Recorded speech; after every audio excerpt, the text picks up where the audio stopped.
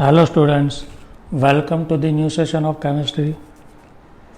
Previous session में हमने कुछ डिस्कशन किया था वॉइड के बारे में और उसके रिलेटेड कुछ एग्जांपल्स हमने किए थे। इस सेशन में हमें कुछ न्यूमेरिकल्स जो बेसिकली बोर्ड की एग्ज़ाम में पूछे गए हैं या फिर कॉम्पिटिटिव में पूछे गए या तो कॉमनली आपको कोई रेफरेंस बुक में या एमसीक्यू सॉल्व करते वक्त दिखेंगे, ऐसे क्वेश्चंस हम इस सेशन में आज सॉल्व करेंगे। बेसिकली अब तक में आपने जो भी किया इस चैप्टर में उसमें एक फॉर्मूला तो आपको ये याद रखना है कि density is equal to Z into M upon a cube, या फिर इसे हम पहले लिखे N A that is Avogadro number into a cube. ये हमारा एक फॉर्मूला था। डी डेंसिटी थी, जनरली ग्राम पर सेंटीमीटर क्यूब में रखते थे हम, क्योंकि एम मोलार मास या एटॉमिक मास ग्राम में होता था। एन ए एवोगैड्रो नंबर था। A edge length of cell, unit cell. दूसरा आपको ये याद रखना था कि सिंपल क्यूबिक सेल में, प्रिमिटिव यूनिट सेल में टोटल Z मतलब कितने एटम होते थे 1, और उसके लिए एज लेंथ और रेडियस के बीच का रिलेशन क्या था, A is equal to 2R। ये मैंने आपको जब आपने पैकिंग एफिशिएंसी का डेरिवेशन देखा था तब किया था हमने। फिर बॉडी सेंटर यूनिट सेल में कितने एटम होते हैं, Z इज इक्वल टू 2, और बॉडी सेंटर में एज लेंथ और रेडियस का क्या रिलेशन होता है, A is equal to 4/√3R। Face centre में 4 एटम होते हैं और एज लेंथ एंड रेडियस के बीच का रिलेशन होता है A is equal to 2√2R। आज तक में इस चैप्टर में आपने जो भी किया उसमें से ये रिलेशन ज़्यादा आपको याद रखने हैं और इसी के बेस पे आपको कहीं ना कहीं न्यूमेरिकल मिलेंगे। आइए हम देखते हैं केमिस्ट्री की आपकी जो टेक्स्ट बुक है उसमें आपको एक एग्जाम्पल दिया, सॉल्व एग्जाम्पल नंबर 1.3। क्वेश्चन क्या है, an element has BCC structure with a shell age of 288 picometer. The density of the element is 7.2 gram per centimeter cube. Then how many atoms are present in 208 gram of element? आपको number of atom find करने हैं, मास दिया है। अब मास दिया है और number of atom find करना है तो मास से पहले मोल पे जाना होगा और मोल को मल्टीप्लाइड बाय एवोगैड्रो नंबर करेंगे तभी आपको नंबर ऑफ एटम मिलेंगे। आपको ऐसा नहीं बोला कि BCC सेल है तो उसमें कितने एटम होते, वो तो सीधा है 2 atom. But given compound is 208 ग्राम। 208 ग्राम में कितने एटम होंगे? तो सबसे पहले आप फाइंड कर लेंगे मोलर मास। आप फॉर्मूला अप्लाई करेंगे डेंसिटी वाला, D is equal to Z into M upon N A Avogadro into a cube. इसे आप इस रिलेशन को आप लगाएंगे तो आपको मिल जाएगा molar mass. Molar mass is equal to क्या हो जाएगा आपका, density into Avogadro into edge length का cube upon Z। Density 7.2, Avogadro number 6.02 into 10⁻23। Edge length is given in picometre, we have to convert in centimetre not metre because we are using CGS unit.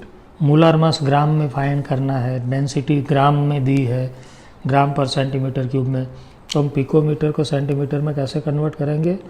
288 picometre is equal to how many centimetre. 288 pico that is 10⁻12, centi मतलब 10⁻2, -2 को इधर लेके आओ +2, so it becomes 288 into 10⁻10। इसका क्या हो जाएगा cube में, यहाँ पे नीचे लिख रहा हूँ, देखिए क्या हुआ, 7.2 इंटू 6.02 इंटू 10⁻23, 288 इंटू 10⁻10 का क्यूब होगा। अपन Z कितना होता है BCC में 2 होता है Z, तो यहाँ पे 2 लिख देंगे। तो ये सॉल्व करने से आपको मिल जाएगा मोलर मास। नाउ आप क्या करेंगे, मोल फाइंड कर लेंगे। Mole is equal to weight upon molar mass. You are given 200 gram, 208 gram divide by molar mass, जो भी आपको यहाँ से मिला होगा तो ये मिल जाएंगे मोल। अब मोल मिल गए आपको तो उसे मल्टीप्लाइड बाय आप कर देंगे 6.022 इंटू 10⁻23, तो आपको मिल जाएंगे नंबर ऑफ एटम। तो ये क्वेश्चन आप ऐसे सॉल्व कर सकते हैं। देखते कुछ इंटेक्स के question. Intex question number 1.14, what is two-dimensional coordination number of a molecule? Question number 1.14, what is the two-dimensional coordination number of a molecule in square close packed structure? Square close packed in 2 dimension। 2 dimension में 2 possibility थे, आपको पता है। ये 1D है, उसके ऊपर 2D करे तो ये ऐसे भी हो सकता था और एक ऐसे भी हो सकता था। इसके बीच में एक एटम आ जाए, इसे हमने बोला था A B type in 2D, और इसे हमने बोला था हेक्सागोनल 2D। 2D में हेक्सागोनल, क्योंकि ये 6 एटम को टच कर रहा है, देखिए। और इसे हमने बोला था स्क्वायर क्लोज पैकिंग 2D। इसमें क्या है ये, या तो फिर इसमें कोऑर्डिनेशन नंबर पूछा है, तो ये वाला ब्लैक एटम दूसरे कितने एटम को टच कर रहा है, देखिए 4 को। तो 1.14 इंटेक्स क्वेश्चन नंबर 1.14, उसका आंसर क्या होगा 4। 1.15 compound forms hexagonal close packed structure. What is the total number of void in 0.5 mole of compound? कौन सा स्ट्रक्चर है, हेक्सागोनल। हेक्सागोनल में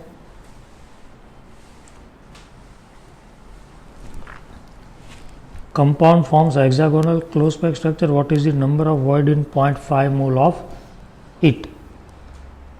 0.5 मोल का मतलब क्या होता है,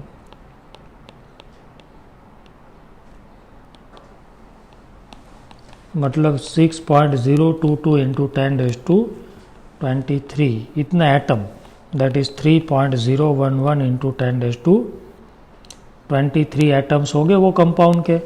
अब मैंने आपको बोला था कि नंबर ऑफ एटम जितने होते हैं उतने ही नंबर ऑफ ऑक्टाहेड्रल वॉइड होते हैं, और नंबर ऑफ टेट्राहेड्रल वॉइड उसके डबल होते हैं 2n।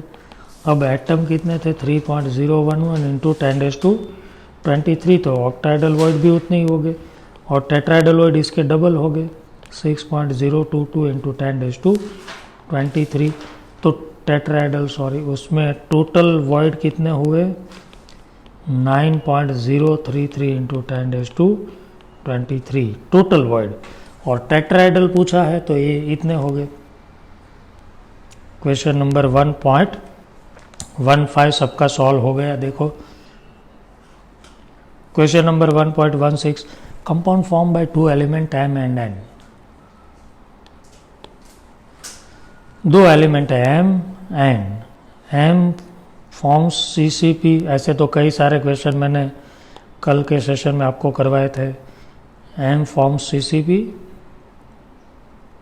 and N occupies 1/3 of tetrahedral void. N forms CCP, N 1.16, N forms CCP। CCP में कितने एटम होते 4। अच्छा 4 एटम, तो टेट्राहेड्रल वॉइड कितने हो गए 8। तो M कहाँ जा रहा है, देखिए 1/3 of tetrahedral void, there is 1/3 of 4 tetrahedral void 8 होते हैं, तो M कितना हो गया 8/3। तो फॉर्मूला क्या हुआ M 8/3 N 4, दोनों को 4 से मल्टीप्लाई कर दीजिए, आपका आंसर हो जाएगा M 8 N दोनों को 3 से मल्टीप्लाई कर दीजिए, 4 3 जा 12, और 4 कॉमन ले लीजिए, m2n 4 3 12, ये उसका आंसर होगा। Question number 1.17, which of the following lattice has highest packing efficiency? Simple cubic में तो 52% थी, बॉडी सेंटर्ड में 68% और हेक्सागोनल में 74, तो ऑप्शन 3 आएगा हेक्सागोनल। नाउ 1.18 नंबर का question,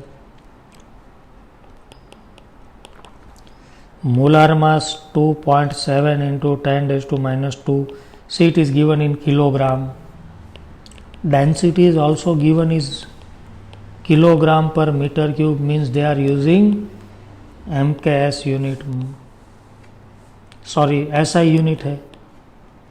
what is the edge length is also given, ये 405 पिकोमीटर, पिकोमीटर नहीं चलेगा मीटर में, क्योंकि यहाँ पे मीटर लिया है डेंसिटी में, पिकोमीटर को मीटर में कन्वर्ट करना, दैट इज 10⁻²। आपको फाइंड करना है nature of unit cell. Nature मतलब either it is, nature of unit cell means either it is FCC और बीसीसी और simple cubic cell. Z find कर लो, पता चल जाएगा। क्या करेंगे हम, डेंसिटी का फॉर्मूला लगाओ, D is equal to Z into M upon N A into a cube. Value put करो, आपका Z आ रहा है 4.004, दैट इज 4। अब 4 किस में होते हैं एटम, एफसीसी में, therefore given unit cell is FCC. Question number 1.18 था इंटेक्स का, तो इसे सॉल्व करना। आइए मैं आपको कुछ एक्स्ट्रा एग्जांपल्स करवाता हूँ, तो आपके सारे डाउट सॉल्व हो जाएंगे और इसी टाइप के क्वेश्चन रेगुलरली और जनरली आपको देखने को मिलेंगे इस चैप्टर में से।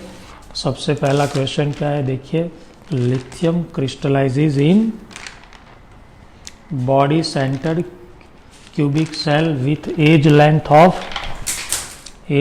Of 346 picometre. Edge length is given 346 picometre. Then calculate radius of lithium. अभी मैंने बोला बॉडी सेंटर के लिए एज लेंथ और रेडियस का रिलेशन क्या है, 4/√3r। For BCC A is equal to 4/√3r, A is equal to 4/√3r है। आपको एज लेंथ दिया है 346 पिकोमीटर, उसे मीटर में कन्वर्ट कर लो, 346 into 10⁻10 is equal to 4/√3r। तो ये आपका R अप्रोक्सीमेटली हो जाएगा 150 पिकोमीटर। यदि आप पिकोमीटर में रहने दे, इसे ऐसे ही निकाल दे तो क्या करेंगे, देखिए शॉर्ट में ये जो है इसे आप कर देंगे 173 इंटू 2, और ये जो √3 है, √3 मतलब 1.73 होता है, √3 मतलब 1.73 होता है। तो इसे आप ऐसे शॉर्ट में सॉल्व कर सकते हैं। आपका R अप्रोक्सीमेट 150 पिकोमीटर आएगा, आप खुद सॉल्व करना, अप्रोक्सीमेट वही आएगा आपका answer. An atom having atomic mass 40 gram per mole crystallizes in BCC unit cell. Atomic mass या तो m, molar mass generally atom है तो ये लिखेंगे हम 40 ग्राम पर मोल। BCC है तो एटम कितने हो गए 2। एज लेंथ है 2 angstrom, that is 2 into 10⁻8 centimetre. Centimetre में लगे क्योंकि हमें आंसर डेंसिटी का ग्राम पर सेंटीमीटर क्यूब में लाना है, क्योंकि मास, मोलर मास ग्राम में दिया है। डेंसिटी फाइंड करनी, वही formula D is equal to Z into M upon a cube into Avogadro. सबकी वैल्यू पुट करेंगे तो आपको मिल जाएगी density nearly equal to, nearly मैं अप्रोक्सीमेट बोल रहा हूँ, 17 ग्राम पर centimetre cube. Next, density is given D 2.75 gram पर cc, that is centimetre cube. C language का ही प्रॉब्लम होता है, क्वेश्चन में लिखा है ना, उससे समझना कैसे वो आप सीख लो। सबसे मेन तो क्वेश्चन को समझना होता है, सॉल्यूशन तो आपको ऑटोमेटिक समझ में आ जाएगा यदि आपको समझ में आ गया कि क्वेश्चन में क्या दिया और क्या पूछा है। Edge length 650 picometre, that is 650 into 10⁻⁻10 metre, आपको सेंटीमीटर में कन्वर्ट करना है तो 10 सेंटीमीटर हो जाएगा। मोलर मास 120 दिया है, आपको Z फाइंड करना है, number of atom per unit cell.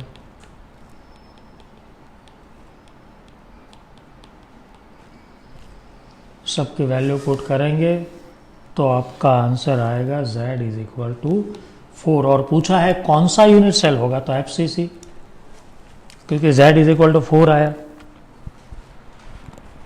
Question, metallic element having FCC structure, मतलब Z4 है, edge length 200 picometre, that is 200 into 10⁻⁻10 centimetre.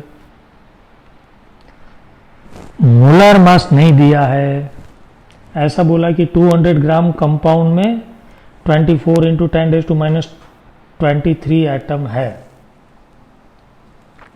तो मोलर मास फाइंड कैसे करेंगे? आपको डेंसिटी फाइंड करनी है, डेंसिटी के लिए मोलर मास चाहिए।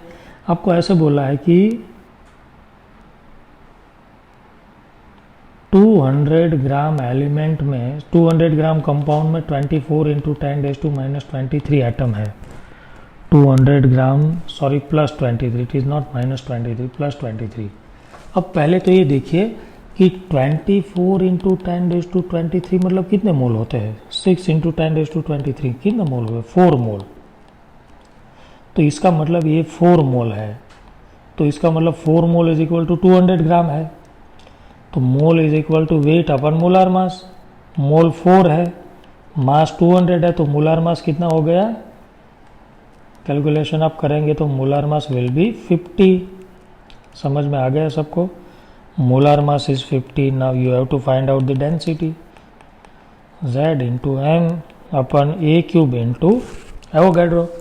मोलर मास मिल गया। अब वैल्यू पुट करेंगे तो approximate 50 into 200 is then it is nearly 40 या 41 लिख देता हूँ, चलिए 41 समथिंग इसकी डेंसिटी आएगी। थोड़ी ज़्यादा डेंसिटी आ रही, 41 ग्राम पर centimetre cube. An element having BCC unit cell, that is again A is equal to 2, sorry Z is equal to 2, BCC मतलब 2 atom, edge length 290 picometre, that is 290 into 10⁻⁻10 centimetre, density 6.8 gram पर centimetre cube. Calculate the number of atom present in 400 gram compound. पहले mole find कर ले, molar mass D is equal to Z into M upon a cube into NA। पहले आप molar mass find कर ले तो इसका मोलर मास आएगा अप्रोक्सीमेट 50, सबकी वैल्यू फाइंड पुट करने से। Now mole is equal to weight upon molar mass, 400 gram दिया है यहाँ पे, मोलर मास 50 है, तो mole is equal to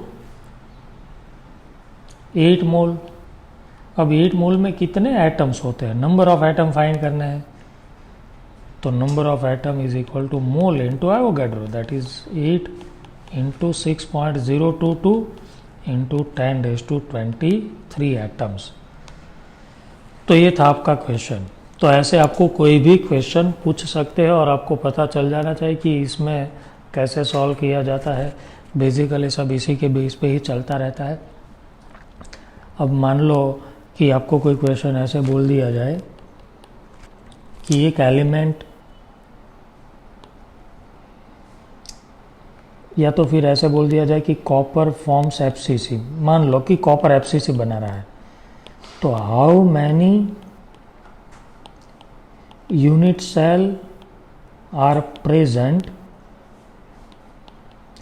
in 63.5 gram copper. 63.5 gram copper मान लो इतना है, तो उसमें कितने यूनिट सेल हो गए? छोटे छोटे छोटे। अच्छा, FCC में कितने यूनिट सेल होते? एक यूनिट सेल में कितने एटम होते? 4 atom. 4 atom is equal to एक एफसीसी यूनिट सेल बनता है, एफसीसी की बात कर रहे हैं, एक एफसीसी यूनिट सेल 4 एटम से बनता है।